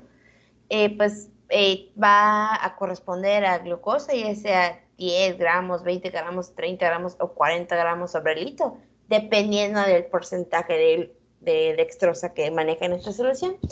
Este tipo de soluciones más que nada van a aportar energía y van a movilizar el sodio desde la célula al espacio extracelular y el potasio en sentido opuesto. Es muy importante que sepamos que este tipo de soluciones, la de hipertónicas dextrosa al 20% o al 10%, solo se administran por vía central, pues porque pueden causar, había leído que es irritación o feblitis, no estoy segura. Si es correcto, por la concentración, es lo mismo que pasa, por ejemplo, como les decía, con la glucosa al 50, todas esas sí, puede producir flebitis de la vía. Entonces, más que nada, esta solución va a estar solamente indicada en casos de hipoglucemia y en diarreas o vómitos muy graves. Está totalmente contraindicada en pacientes diabéticos, en hemorragias intracraneales y en anuria. Es muy importante vigilar la glucosuria, o sea, cuánta glucosa va a estar orinando nuestro paciente mientras nosotros estemos administrando esta solución, y también vigilar el aumento de osmolaridad plasmática, si es que sucede cuando estemos dando esta terapia. Entonces, acá puse el ejemplo de glucosa al 10%, de cuántos son los equivalentes que hay. En un litro tenemos 100 gramos de glucosa, en 500 mililitros hay 50, en 100 hay 10 gramos, en 10 mililitros pues hay 1 gramo de glucosa, y en 1 mililitro de glucosa al 10% encontramos 100 miligramos de glucosa. Ahora estas son como que unas soluciones cristaloides un poquito especiales. Hay alcalinizantes y las acidificantes. Dentro de las alcalinizantes, que son cristaloides y que podemos nosotros preparar, son de bicarbonato sódico. Aquí no entendí cuál es la presentación que hay en México, porque vi que decía que había de 1 molar, luego vi que había bicarbonato creo que al 7.5%, luego al 8.4 gramos o algo así. Entonces realmente no entendí. ¿Alguien lo sabe de los que lo están escuchando? ¿De cómo viene en México el bicarbonato de sodio? Es en polletas, pueden ser en ampolletas o en frascos. Está calculado por 1000 equivalentes. ¿Alguien lo sabe? Bueno, eso lo vamos a platicar un poquito en cetoacidosis para que tengan tiempo de revisarlo. Es importante que lo sepan, porque esa se puede manejar en algunos grasos cuando hay una acidosis grave, ¿no? Una acidosis metabólica grave. También lo podemos platicar un poquito, equilibrio ácido-base, que lo tengan en cuenta. Entonces, sí, para que lo investiguen. Okay. Y yo se los aclaro, Indra, ese día. Este tipo de soluciones, pues más que nada es inyectable, es para el tratamiento de acidosis metabólica como consecuencia de diferentes desórdenes como queratoacidosis diabética, diarrea, problemas renales y shock. Es muy importante que cuando vayamos a administrar bicarbonato de sodio, esta no sea solo el bicarbonato, sino que tiene que ser diluido previamente con cloro de sodio al 5% o con dextrosa al 5%. Nunca vamos a administrar en cristaloides de manera sola. Más que nada, sus indicaciones son acidosis metabólica grave y diarrea severa. Y está totalmente contraindicada en alcalosis respiratoria o metabólica. O sea, en cualquier alcalosis está contraindicada, en hipocalcemia y en hipocloridria.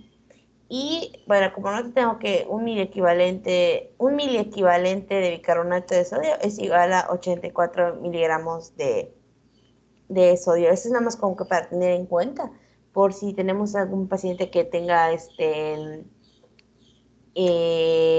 alteraciones en el sodio, para saber que no se debe administrar, o si lo vamos a administrar, a cuánto lo vamos a hacer.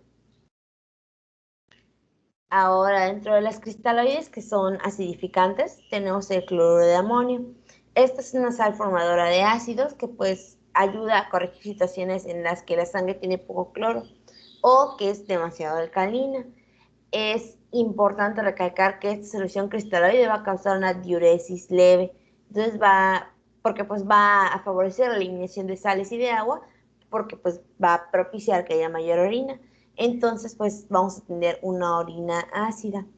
Por lo mismo, cuando vayamos a hacer una corrección de alguna alcalosis metabólica y nosotros decidamos administrar acidificantes, tenemos que tener en cuenta que esta corrección de ácido base tiene que ser de manera lenta, preferentemente 150 mililitros de cloro de amonio por hora como máximo, para evitar mioclonías, alteraciones de ritmo cardíaco o respiratorias. Más que nada, esta solución está indicada cuando haya alcalosis hipoclorémica, alcalosis grave por vómitos no corregida con otras soluciones. O sea, que nosotros ya usamos todo lo anterior y no nos funciona, podemos optar por esta.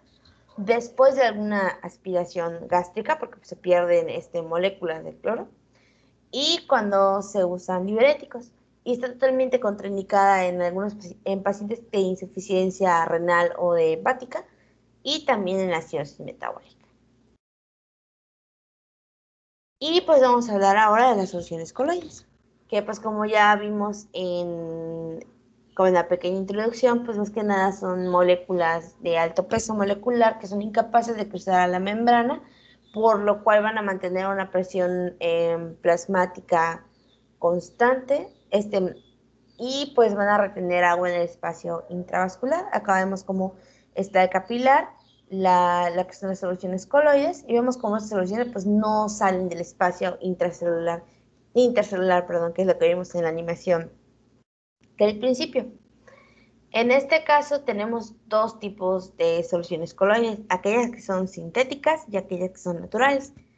Dentro de los coloides sintéticos tenemos el manitol, los almidones y las gelatinas. Si nos vamos del lado de los naturales, está la albúmina y los dextranos. Entonces, hablando de los naturales, tenemos la albúmina. Normalmente la albúmina en el cuerpo es de 4.5 gramos sobre decilitro.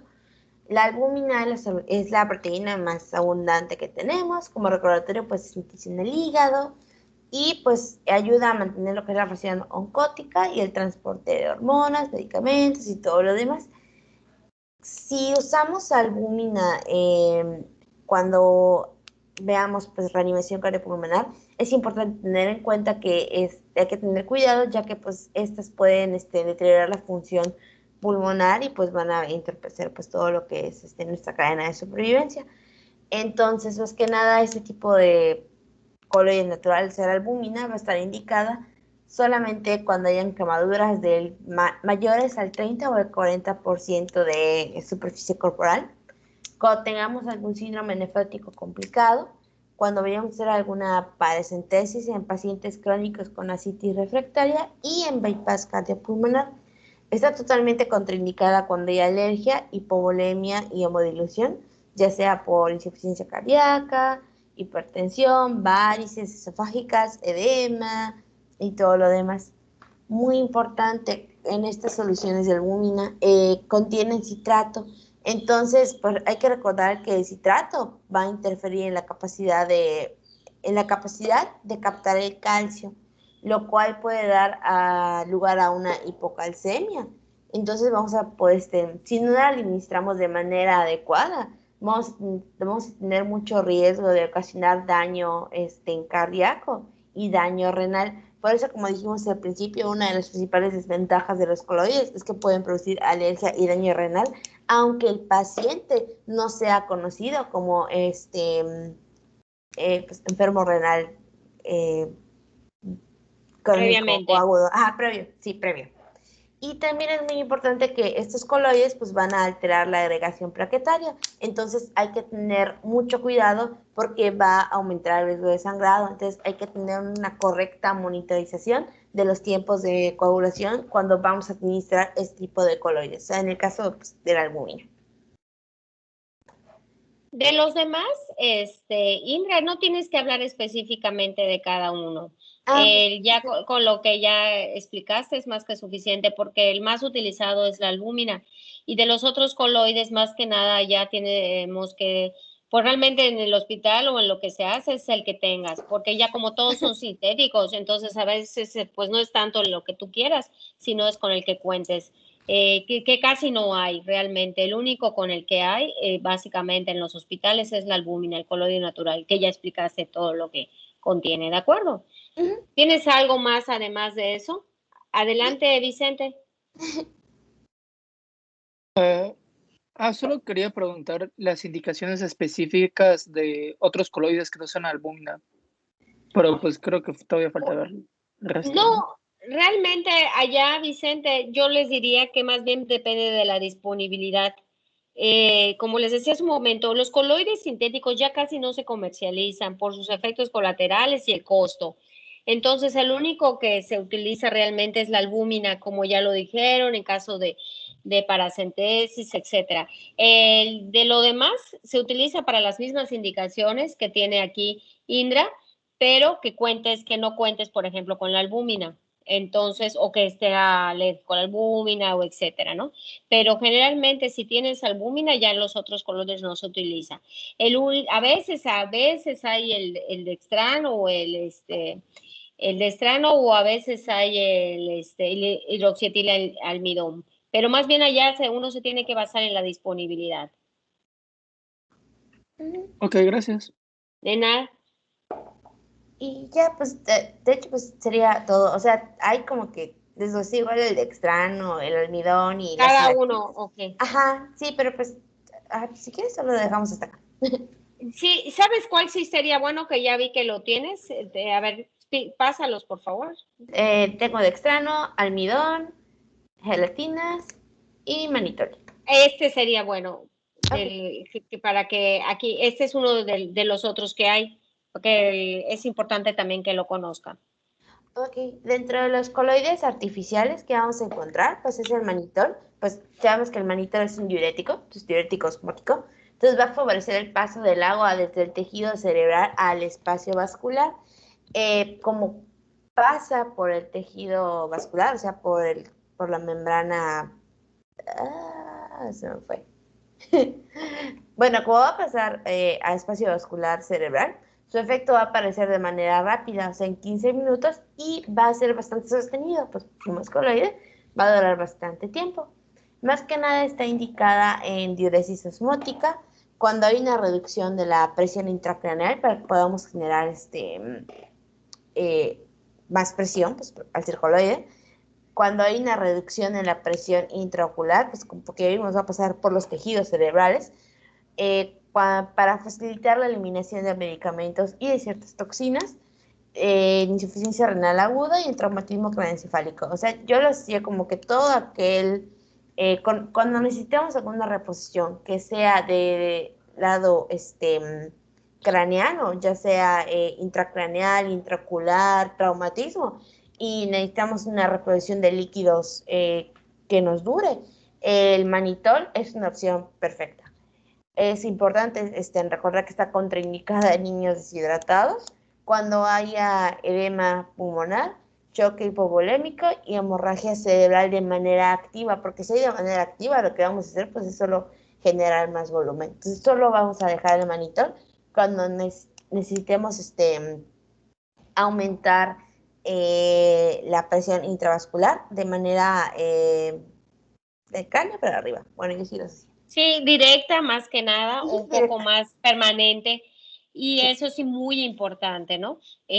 Por ejemplo, pacientes con trauma craneoencefálico, pero que además tengan, por ejemplo, un trauma de abdomen cerrado, un trauma de tórax cerrados, que se sospeche choque hipovolémico hemorrágico, aunque tengan incremento de la presión intracraneal, no se puede utilizar. Esto es muy cierto lo que acaba de mencionar Indra, porque eso va a disminuir más el volumen, entonces, y la uresis, ¿no? Entonces eso no lo podemos utilizar de esta manera. Hay que individualizar en los casos, sobre todo que sean puros, por decirlo así, trauma craneoencefálico severo, sino que no sea un politraumatizado, etcétera, que son donde se puede uno ir con la finta. Y ya, sería todo. Esa es la última. Antes de que te quites tu presentación, no sé si me puedas pasar unas antes. Sí. Ahí, ya la quitaste. Es que okay. Sí, pues, ahí está. No, quería ver una que creo que quería aclarar algo. Mientras lo pones, adelante, Melissa. Doctora, yo tenía una duda sobre lo que puso en el chat de la ámpula de 10 mililitros equivale a 1.77 gramos. Eso es lo que no entendí. Muy bien, ahorita lo aclaro, Melissa. Déjame, ahorita les digo, pásame un poco antes de esa. ¿Puedes, Indra? Sí. Nada más para ver si me acuerdo qué iba yo a decir y ya se me olvidó. Bueno, para mientras sí, mientras nos pone Indra otra vez su presentación, les digo que pues bastante bien, muchas felicidades a Rosy y a Indra por la presentación, muy bien, bastante didáctica y bastante así desmenuzada para que no tengan ninguna duda así por mililitro, por gramo, por etcétera. Eso es algo que es importante y también que ustedes todos lo sepan hacer, no solo Indra y Rosy, ¿no? Desglosar cada solución, saber cómo utilizarla, etcétera. ¿Se trabó tu presentación, Indra? Ya no puedes. Ya está. Ya se ve. No sé si la puede ver, doctora. Yo no la puedo ver, la veo solo en colores artificiales estacionada. Bueno. A ver. ¿Ahora se ve? ¿O no. sigue atrás? Bueno, yo la veo igual, no sé si los Yo tampoco la veo. Bueno, pero si no, no importa. Realmente no, me acuerdo que iba a aclarar algo, pero bueno, mientras puedo aclarar lo que dice Melissa. Es importante, ya Laura lo ha desglosado, Dios mío, sustancialmente, casi para que ustedes no tengan ningún cero esfuerzo. Entonces, yo les ponía que una ampolleta equivale a 10 mililitros. Así viene la presentación y allá arriba les pone cuántas le tienen que poner, cada ampolleta cuánto equivale. Yo lo que me refería, una ampolleta son 10 mililitros, o sea, a 1.7 gramos, 1.77 gramos, porque la de 100 mililitros es la del 17.7% en gramos, 17.7, 100 mililitros, esa es digamos, la concentración. Pero la presentación es de una ampolleta con 10 mililitros que equivalen a 1.77 gramos. Y sí es 30 mil equivalentes, pero no es 30 mil equivalentes exactos. Era lo que quería que sacaran. Y lo pueden hacer en base a la del punto 9. Por ejemplo, como yo les decía también. No, y se los voy a escribir para que no les quede dura. Punto 9 gramos equivalen a 15.4 mil equivalentes. Esto es en 100 mililitros. Entonces, si esta es lo mismo, supongamos 17.7 gramos.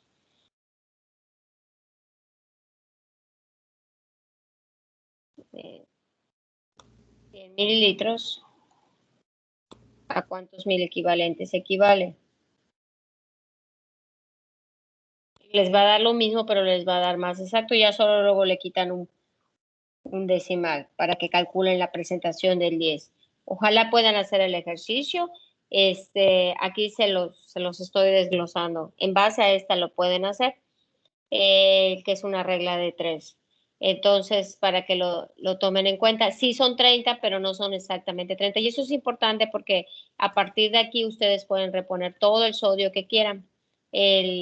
Pueden poner todo lo que quieran, o sea, no tienen que hacerla al 3%, es algo con lo que quiero que se queden, aunque seguramente les va a quedar más claro en el taller de líquidos, pero lo que quisiera que se queden en cuanto a esa solución, eso, que no tienen que llevarla siempre a hacer del 3%, con 12 ámpulas como puso correctamente Laura. Entonces, bueno, no sé si tengan alguna otra pregunta. ¿Alguna duda o algo que haya quedado pendiente? En cuanto a equilibrio, el día de mañana van a hablar de la hiponatremia, hipernatremia, hipocalemia, hipercalemia. Hay que hablar un poquito de lo que se ven los cambios electrocardiográficos en función de las cantidades de miel equivalente, la reposición, la presentación. Es importante, les digo que ustedes sepan cuánto tiene mi ampolleta de KCl, a cuántos mil equivalentes equivale. Entonces, para que yo pueda hablar de potasio. ¿Cómo la preparo? ¿Es una reposición? Todo eso está en la bibliografía. ¿Cómo se clasifica la hiponatremia, verdad? Si primero vamos a calcular la cantidad antes de calcular la cantidad de volumen, tenemos que calcular la osmolaridad, hiponatremia hipotónica, hipertónica, isotónica, hiponatremia real, y de allí el volumen, que es hipovolémica, hipervolémica, isovolémica.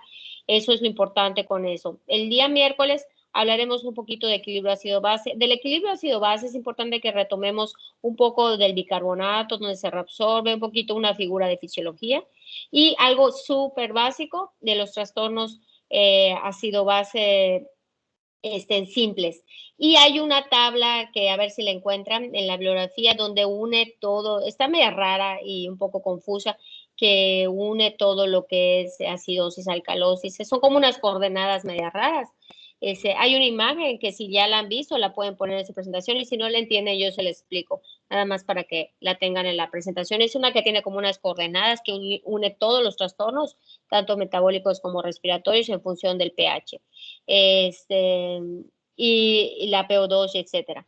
Entonces, bueno, eso es más o menos lo que vamos a revisar el día miércoles, y el jueves y el viernes decía el taller de líquidos.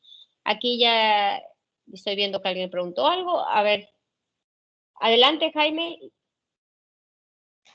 Buen día, doctora. Usted le había dicho creo que a Antonio, que si se podía usar la solución glucosada en hipernatremia.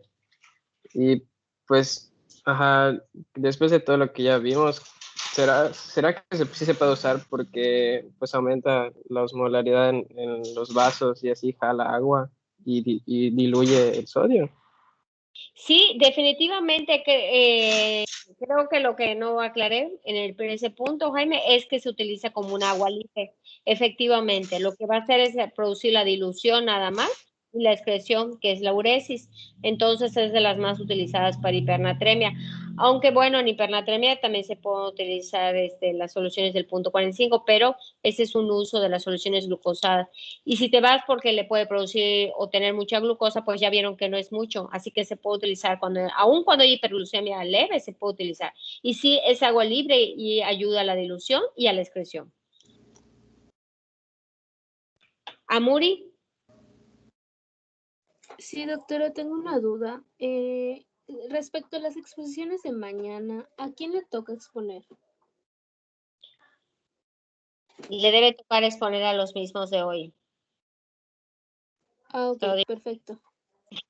Pensé que se lo dije ayer, eso es así, me siento presionada, pero se lo comenté, creo, a Rodrigo y a Luis, pero si no que lo chequen, y sí, debe ser lo mismo de hoy. Aunque les decía que con el doctor Giovanni, o podemos hacer algo, para no recorrer a todos, si no tendría que recorrer a todos. Espero que quede claro que era a los mismos de hoy, sodio y potasio. Pero... Sí, ya estábamos enteradas, Rosillo, sí, que exponíamos bueno, hoy y mañana. Okay. Van a ser unas expertas en sodio y potasio, sí, porque equilibrio ácido-base es mucho menos, es mucho menos, pero bueno, van a ser expertas, véanlo desde ese punto de vista. ¿Una otra pregunta?